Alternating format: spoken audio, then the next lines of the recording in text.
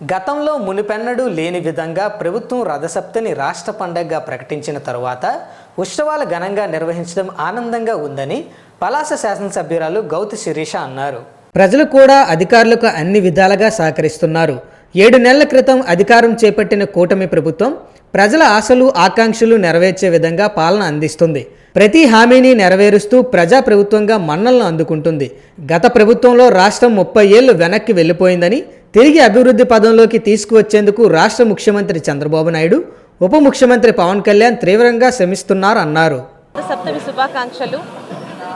ఎన్నడూ లేని విధంగా కూటమి ప్రభుత్వం ఈరోజు శ్రీకాకుళంలో జరుగుతున్న రథసప్తమికి ఏర్పాట్లను ప్రతిష్టాత్మకంగా తీసుకొని ఎవరికి ఇబ్బంది లేకుండా అన్ని ఏర్పాట్లు చేయడం జరిగింది. ప్రజలు కూడా ప్రభుత్వానికి ఇటు అధికారులకు సహకరిస్తూ ఎటువంటి చిన్న పొరపాట్లు కూడా కాకుండా ఈ 3 రోజులు రథసప్తమి ఏర్పాట్లు, రథసప్తమి దర్శనాలు కూడా చక్కగా జరగాలని కోరుకుంటున్నాము. ముఖ్యంగా 7 నెలల క్రితం అధికారంలోకి వచ్చిన కూటమి ప్రభుత్వం ఏవైతే ఆశలు ఆకాంక్షలతో ప్రజలు ఈరోజు అత్యంత భారీ మెజార్టీ ఇచ్చి గెలిపించారో ఆకాంక్షలకు తగ్గట్టుగా అన్ని హామీలను ఇస్తూ ఒక్కొక్క మెట్టు ముందుకు వెళ్తుంది.